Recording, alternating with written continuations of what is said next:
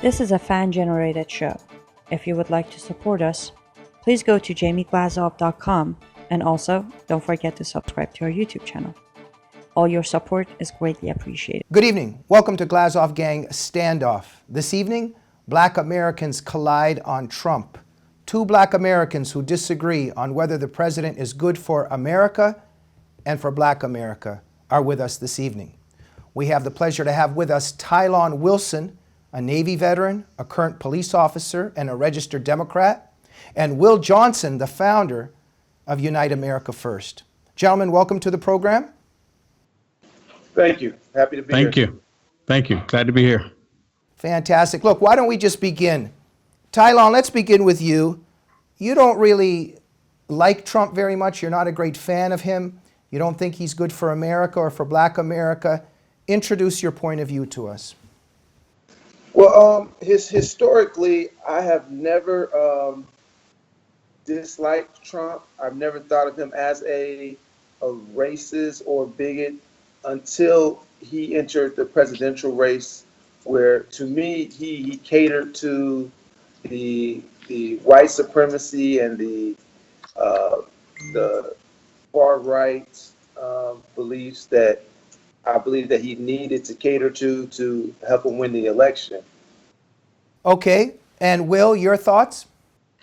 You know, first of all, I think he just said you're on the police force. So Correct. Thank you for your service. First of all, I know it's difficult being a police officer, especially in today's age. For me, with the jobs being the way they are, more Black people are working more than ever in the history of this nation. More women have jobs, more Latinos have jobs.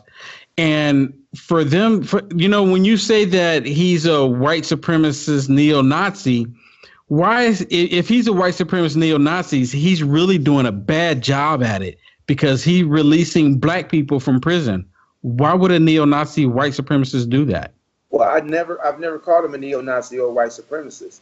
I said that he has their support and he caters to their beliefs and to their desires, and he gives them the voice that they feel like that they need to be empowered.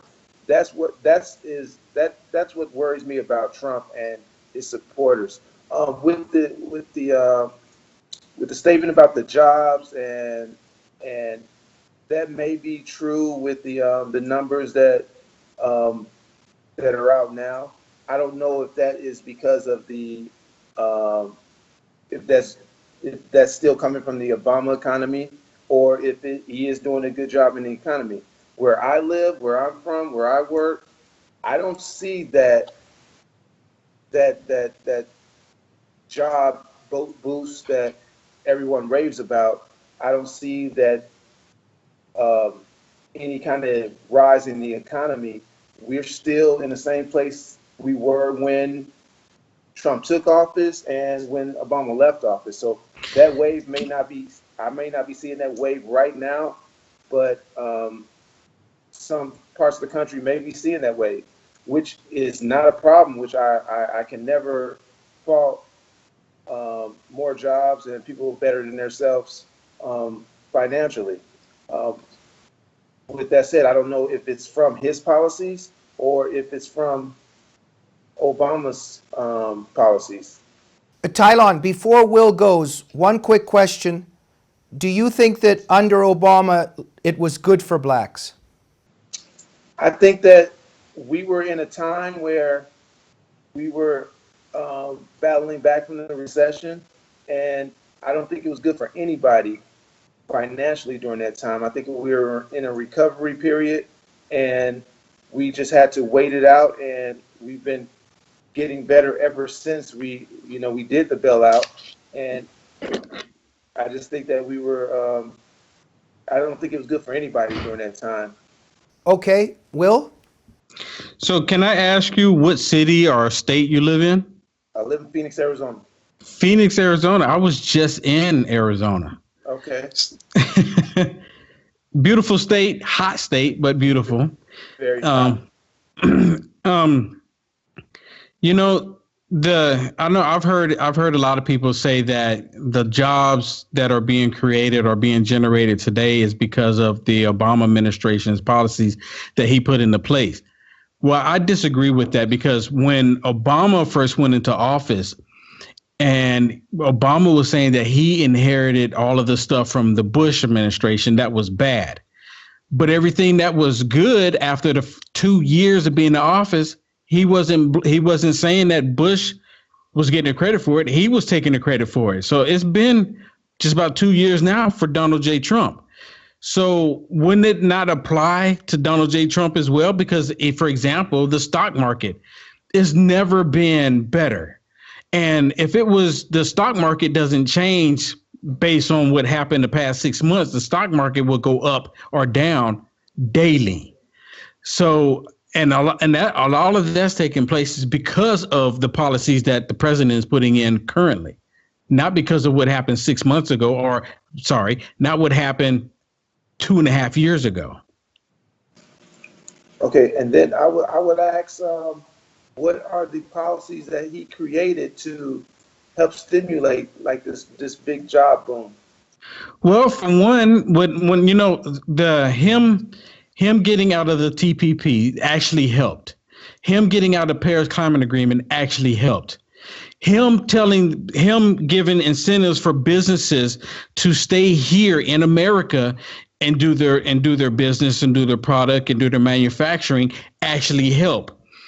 Him going to these other nations and talking to them actually helped.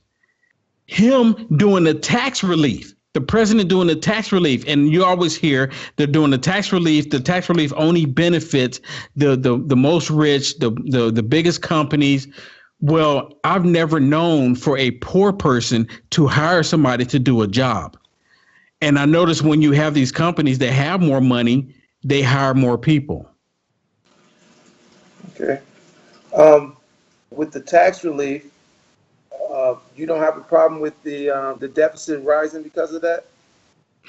Well, let me ask you this. When you get a vehicle, and let's say the vehicle was passed on to you from a family member or a friend or something like that because you needed a vehicle. But when you got the vehicle need tires to be replaced on it, and you may need to change the oil on it, and maybe you may have to change the alternator on it. In order for that to get fixed, for that to happen, you have to spend money. Now, this situation that we're in right now, he can't just say wave a wand and make it happen and fix everything. He's going to have to spend money. Just like that vehicle, you would have to spend money to get it fixed. I mean, I don't mean to break it down to be so simple, but that's exactly what it is. He's going to have to spend some money. And I'm all for it for everything that he has been doing has been positive. It has been positive. Let me ask you this. What you touched on it earlier. You said that he is giving a voice to white supremacists and he's supporting them. Can you give me an example how he's giving them the voice and how he's supporting them? Well, we can just go to Charlottesville. We can go to Charlottesville where they had the march and where they praised Donald J. Trump, where he said that they were fine people. Do you disagree? I definitely disagree. I think if you're a neo-Nazi or white supremacist, their fine people should not be in the vocabulary in describing you. Okay, so let me ask you this. Are you saying that everybody that was there in Charlottesville that was white were white supremacists, neo-Nazis? Absolutely not. So, because I've talked to a lot of those people, mm-hmm. and there were a few people there that had bad intentions. Let me ask you this: do you think the people that was protesting against the white people there that was trying to stand up for the statue to keep the statue there? Do you think the people, the opposition, the people that would support Obama, do you think they were there with good intentions? I don't know, but I do know that protesting hate and protesting racism is something that should never be looked down upon. If it's a peaceful protest, and I think that's okay. I don't think violence is okay for either side. Either side that resulted in violence, I condemn that. I think if you have a right to protest for those guys had a right to protest the Nazis. They had a right to protest. That's America. They have their freedom of speech. The other side had the right to protest against them and protest against the hate that they were trying to say. Thank you, gentlemen. So something connected to this. Look, I think it's so important for all of us that care about freedom and democracy and integrity and in humanity that, of course, we all denounce racism and white supremacy and all kinds of racial supremacy. At the same time, we know that there are forces that pretend they are fighting against injustice that can also become very unjust. We know that those who use the word fascism all the time to fight fascism, and of course we're all against fascism, but we know that there's a certain anti-fascist movement now that says it's anti-fascist that's actually behaving in a very fascist manner. So where I'm going to go with this, and perhaps Tylon, I'll start with you. You know, Trump is never even given a chance really to explain himself on many levels because the establishment media is just going at him constantly. Racist, racist, white supremacist, etc. But let me ask this. In terms of real racism, one could even ask, how about you guys, even as black Americans? Tylon, you know very well that tomorrow, if even hypothetically, you started being maybe a little bit sympathetic or made some positive comments about Trump, that you would actually receive and be the target of a lot of racism from the left. Will, for instance, has experienced a lot of racism from those that pretend that they're fighting racism. And before Will tells us his story on that, Tylon, what are your thoughts on that? I think there's a big group of uneducated individuals that just hide behind the anti-Trump blanket, and you have to be able to look at both sides and listen to both sides. That's why I'm on pro-Trump sites, and I'm on. I watch Fox News sometimes, so I can see the other side. So I'm not just flooded with anti-Trump, anti-Trump, anti-Trump. I went on the record and gave Trump praise for pardoning the lady who had the life sentence for selling drugs. And Tylon, would a real racist do that? Or like you said, you don't think he's racist, but maybe you're a... When I discuss Trump, I've never ever called him a racist. I don't think he's a racist. Okay. I think he has some bigoting undertones, which may come from him being a 70-year-old white man. That he grew up in an era where it was he felt superior to African Americans, or that we were looked at as inferior to white Americans. And I think he just has that natural undertone of him as being a bigot sometimes. But I've never noticed it. I've never experienced it personally with Trump until I've done research and I picked up little things about the Central Park Five that he was involved in, and then I looked at the discriminating housing act that he was involved in, things like that. Okay, Will, you go ahead. Oh, okay. So I was just going to say, I've noticed one thing a lot of people bring up when they say that, Trump is supporting the neo-Nazis, the white supremacists. They always bring up Charlottesville.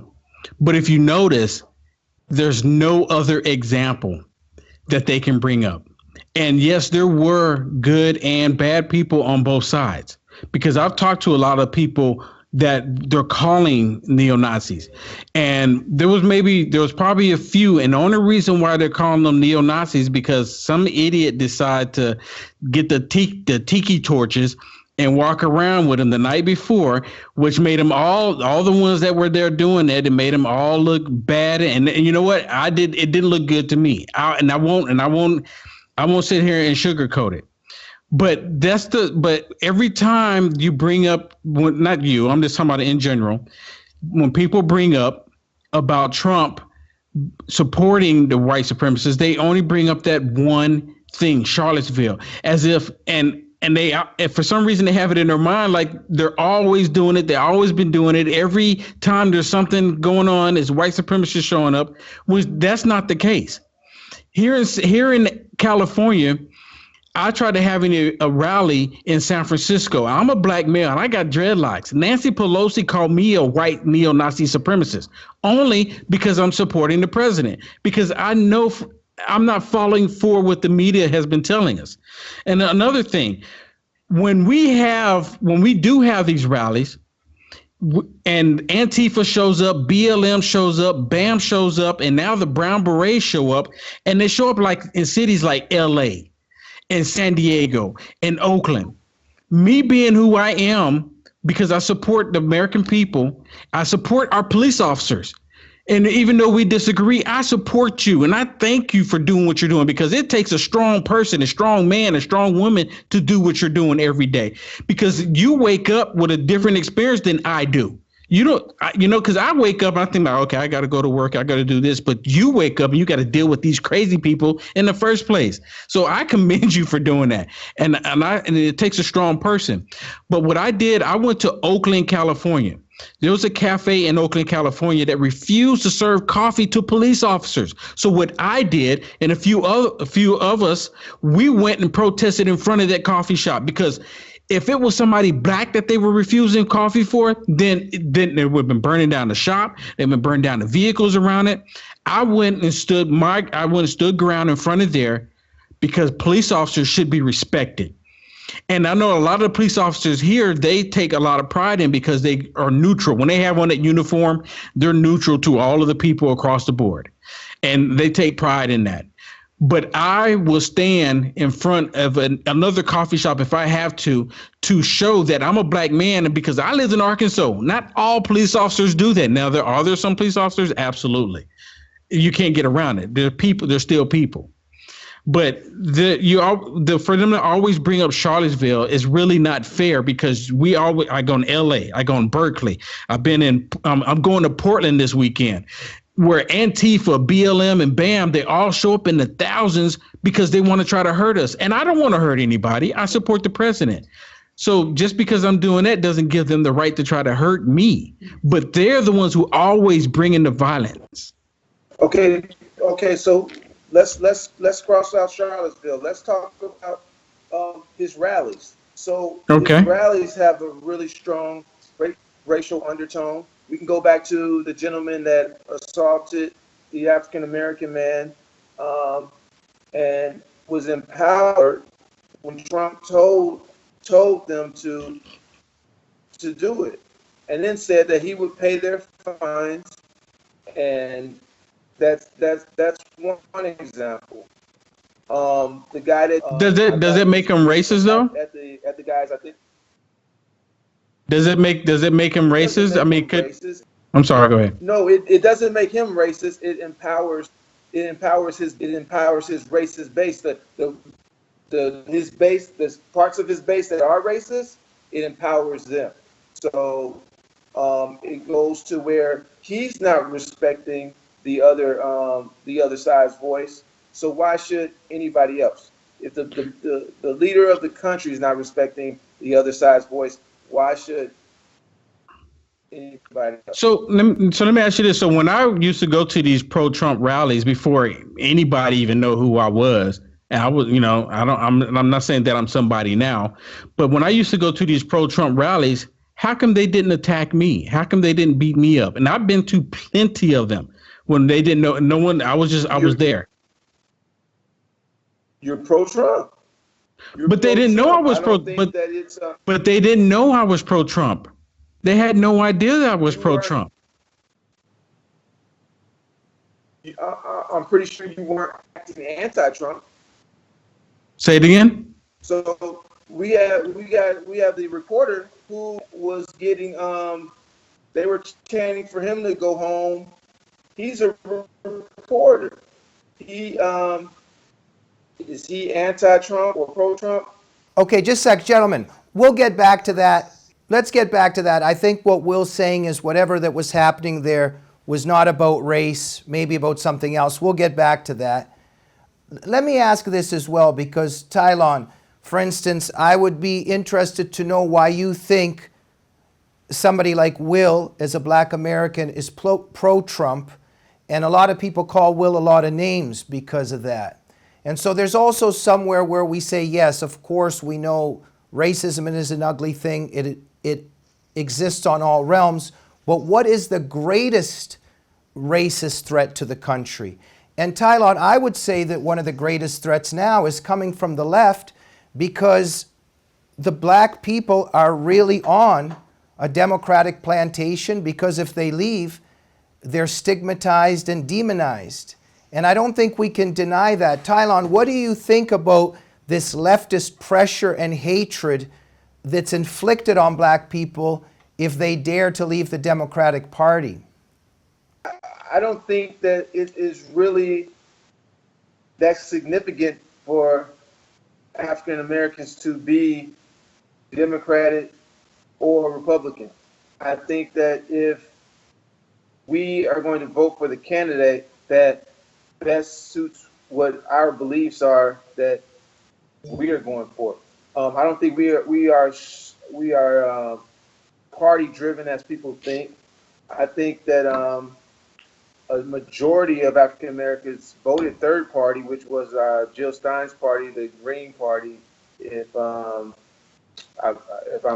correct, and I think that was just of Hillary Clinton not being a candidate that drew our support as Obama did.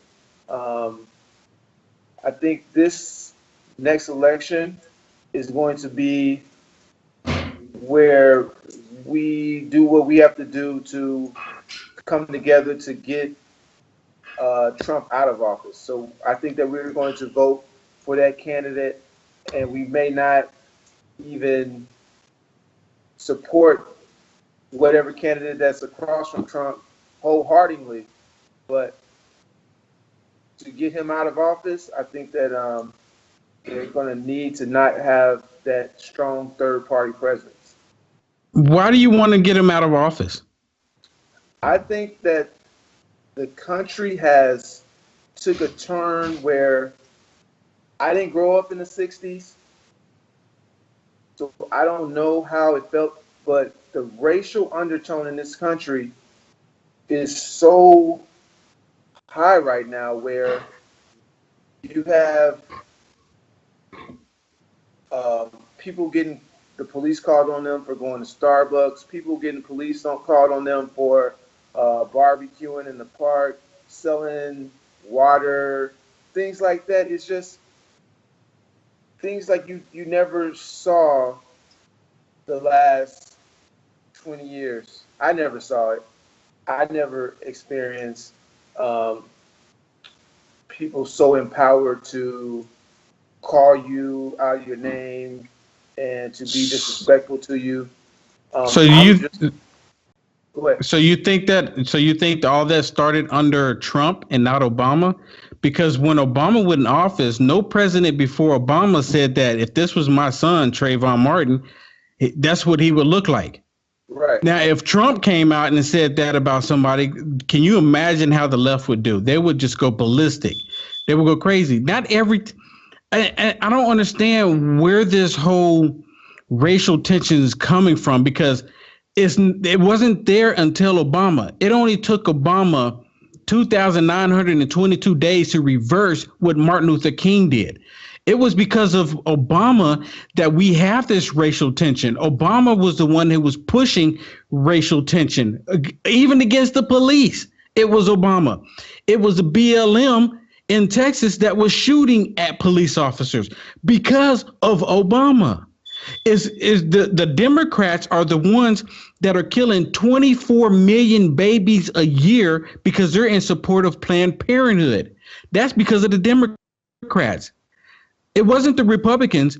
It wasn't the Republicans that was fighting against civil rights. It was the Democrats. So, and I used to be a Democrat. And God, thank you. I'm no longer a Democrat. Let me ask you: are you a believer in God? Do you believe in God? Are you a Christian or? Absolutely, I'm a Christian. Okay, so let me ask you this: so if Satan went to the DNC, the Democratic National Convention, if Satan went to the DNC to talk about his policies, which policy would the Democrats disagree with? I will hope all of his policies. Which name one that they would disagree with? That Because they're for it. Huh? you said if Satan went to If Satan went to the DNC to speak right, about his policies, name one policy that the Democrats would disagree with. what is his policies? What would be his policies? He's for abortion. He's for killing. Okay. He's for homosexuality, which is completely everything in the Bible. He is for it. So we know the Democrats are for abortion. We know the Democrats are for homosexuality. We know the Democrats are for a grown man. It's even yourself, that you can go when you're off duty, you can put on lipstick and a wig and put on a little tutu and walk around and go to the little girl's restroom. They are complete support of that. They are support of killing, their support of removing God from the workplace, removing God from the courthouse, removing God from the schools. That's why we got all these issues right now. So if Satan went to the DNC to talk about his policies, the DNC, the Democrats would agree to every single one of them. There is one thing that they might have a disagreement within, because the Democrats, for the most part, as a whole, I'm not talking about you, but as a whole, their policy is to reject God. At the DNC last year, or I'm sorry, I'm correct. It might have been last year, but you can go Google it. You don't even have to take my word for it. The DNC, they took a vote. Do we want to interject God into our DNC, into the meeting here? They voted no overwhelmingly. All right. Don't take my word. Look it up. I'll touch on a couple of different things here. I know we're running short on time. I'll be quick. The Black Lives Matter shooter in Dallas, in his statement that he wrote prior to him being killed, stated that he had no Black Lives Matter ties, stated that he had no affiliation with any group, that he had no ties to any affiliation. That Black Lives Matters rhetoric was started by someone who wanted to hijack that what Black Lives Matters was for. We can go on a debate about Black Lives Matters another time, but that shooter was not affiliated with Black Lives Matter, which Black Lives Matters was formed to protest against police brutality. Gentlemen, we'll have to continue this debate. We'll have to continue this debate for our round two if you're both up for it. Just for now, let's finish with 30-second to 45-second statement from each of you on why, as Black Americans, Will, you are for Trump and think it'll be good for Trump to remain in office and in his second term. And then Tylon, why you are against Trump. Will, your concluding statement for us? Yeah. Okay. So I truly believe that Trump is actually, and I don't even give Trump the credit for waking black people up.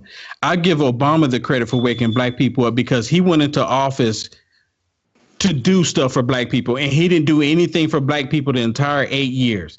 You probably got an Obama phone for the most part. That's it. But he did more for the homosexual community than he did for the black community. He was against the police officers. Trump is for the police officers. Trump is doing so much more for black people, Latino people, and women than Obama did in his entire 8 years. And he hasn't even been there a total 2 years yet. Thank you, Will. And Tylon, last word goes to you. I just don't think that there's anything genuine about Trump. He's going to cater to whatever group is in front of him.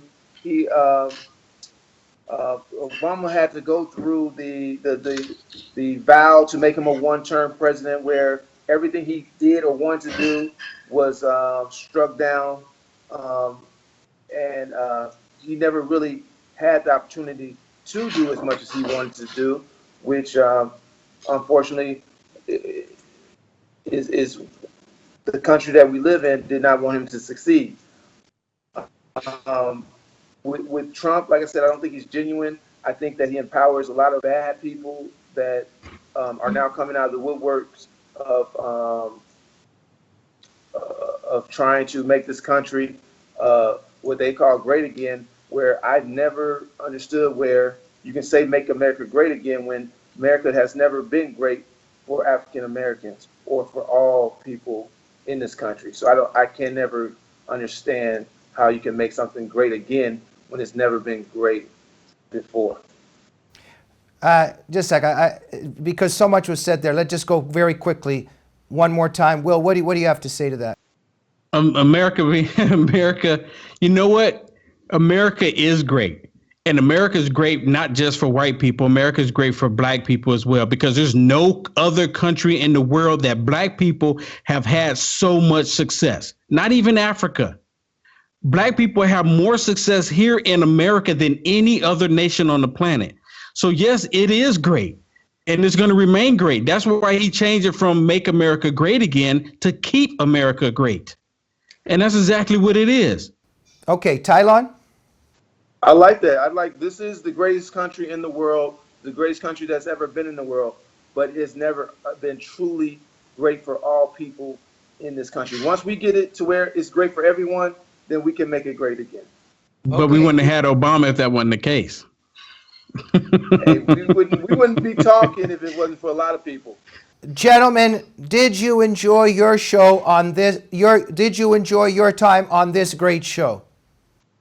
Absolutely. Jamie, hey, I gotta admit that I didn't know what to expect, what I was walking into, but you are a stand-up guy. Will, you're a stand-up guy, and as long as we can always agree to disagree and debate respectfully, it was an awesome time here. Thank you. A compliment can never go too far with me. Please, let's keep it up. Tylon Wilson, Will Johnson, thank you so much for joining the Glazov Gang. I hope both of you will come back to continue discussing this issue and other issues. Absolutely. Thank you. And thank you for joining Glazov Gang Standoff this evening. We'll see you soon. Good night.